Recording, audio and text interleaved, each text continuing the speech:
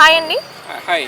ఏపీలో next ever CM అయితే బాగుంటుంది అనుకుంటున్నాను. యాక్చువల్గా నేను జగన్ సీఎం అయితే బెస్ట్ అని అనుకుంటున్నాను. ఎందుకంటే కంపేర్ టు మిగతా వాళ్ళతో పోలిస్తే అక్కడ చంద్రబాబు నాయుడు అంతకుముందు చాలా సీఎంగా చేశాడు. బట్ ఆయన చేసింది ఏం లేదు అంతగా, అంటే చెప్పదగ్గట్టుగా ఏమీ లేదు. రైతులకు కానీ లేకపోతే ఏదైనా యూజర్స్ కానీ ఎంప్లాయర్స్ కానీ పెద్ద చెప్పదగ్గ యూజ్ ఏం లేదు. కాబట్టి జగన్ అయితే బెస్ట్ అని అనుకుంటున్నాను. నెక్స్ట్ పవన్ కళ్యాణ్ ఉన్నాడు, కానీ పవన్ కళ్యాణ్ దగ్గర స్టెబిలిటీ లేదు మెయిన్. ఓకే, ఎప్పుడు ఏ పార్టీలో ఉన్నాడో, ఎప్పుడు ఏ మాట్లాడుతున్నాడో కరెక్ట్ క్లారిటీ లేదు. సో జగన్ ఉంటే బెస్ట్ అని నా ఒపీనియన్. సో ఈ 5 ఇయర్స్ జగన్ గారి పాలన మీకు ఎలా అనిపించింది? వాట్ ఈ side correctly done. Okay, so first ఆయన 2019 ఎలక్షన్ అప్పుడు కరెక్ట్ క్లియర్ చెప్పాడు. ఆ 9 ఏవైతే ఉన్నాయో ఆ 9 చేస్తా చెప్పాడు, కరెక్ట్ 9 చేశాడు, ఎక్స్ట్రా ఏమీ చేయలేదు. సో చెప్పింది చేసింది కాబట్టి నెక్స్ట్ 5 ఇయర్స్ కూడా అవే కంటిన్యూ చేస్తే ఇంకేమైనా కొత్తగా ఎంప్లాయీస్ కానీ డెవలప్మెంట్ పర్పస్ కానీ ఏదైనా చేస్తే బాగుంటుందని అనుకుంటున్నాను. సో ఈ నవరత్నాలలో ఏది బెస్ట్ అంటారు? మెయిన్ స్టూడెంట్స్కి చాలా బెస్ట్ అది. ఓకే, తర్వాత లేడీస్కి సపోర్ట్ చేయడం కానీ అవైతే రెండు చాలా బెస్ట్. నెక్స్ట్ రైతులకు కూడా ఇంకేమైనా బెస్ట్ ఏమైనా పాలసీ ఉంటే బెస్ట్ అని అనుకుంటున్నాను. ఓకే అండి. సో అంటే జగన్ గారి పాలన మీద చిన్న నెగిటివిటీ ఉంది కదా, దాని గురించి మీరు ఏమంటారు? నెగిటివిటీ అనేది వాళ్ళు క్రియేట్ చేస్తుంది అది అంతే. ఓకే, నాకైతే అలాంటి ఒపీనియన్ లేదు నెగిటివిటీ మీద. ఓకే, అంటే జగన్ గారు వచ్చాక స్కూల్స్ అండ్ వైద్య రంగం ఎక్కువ ఇంప్రూవ్ అయింది, డెవలప్ అయింది అంటున్నారు, నిజమే అంటారా? నిజం, 100% షూర్. ఓకే, అంటే ప్రతి స్కూల్ కాదు, అది ఒప్పుకుంటాను, అన్ని స్కూల్ చేయడం చాలా కష్టము.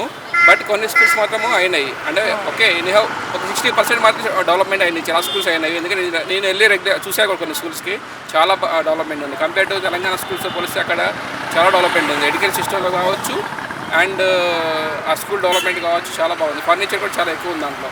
సో ఆరోగ్యశ్రీపై కూడా 25 లక్షలు చేస్తారు కదా, దట్ ఈస్ యాక్చువల్లీ అది వెరీ ఇంపార్టెంట్ స్కీమ్. అది ఎప్పుడో వైఎస్ఆర్ నుంచి ఉంది ఆ స్కీమ్. అది ఇంకా అది 25 lakhs చేసిన చాలా బెస్ట్. అది ఇంకా అలా కంటిన్యూ చేస్తే చాలా మంచిది. ప్లస్ ఇంకోటి ఏంటంటే ఆ స్కీమ్ అందరికీ వచ్చిన కార్డ్స్ అందరికీ డిస్ట్రిబ్యూట్ అయితే బాగు. At the same time scheme రాని సరిపోదు, దాని తగ్గట్టుగా ఫెసిలిటీస్ కూడా, అంటే హాస్పిటల్స్ కానీ డాక్టర్స్ కానీ అవైలబిలిటీ ఉంటే బెస్ట్ అది.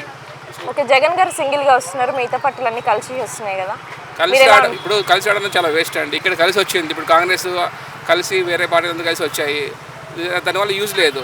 ఓకే అనుకుంటాము, అంటే జస్ట్ ఏదో టీఆర్ఎస్ పోయింది కాంగ్రెస్ వచ్చిందని ఇక్కడ ఇలా అనుకుంటున్నాము. కానీ నా ఒపీనియన్ ఏంటంటే ఇక్కడ కాంగ్రెస్ ఆడడం వల్ల పెద్ద యూజ్ ఏం లేదు.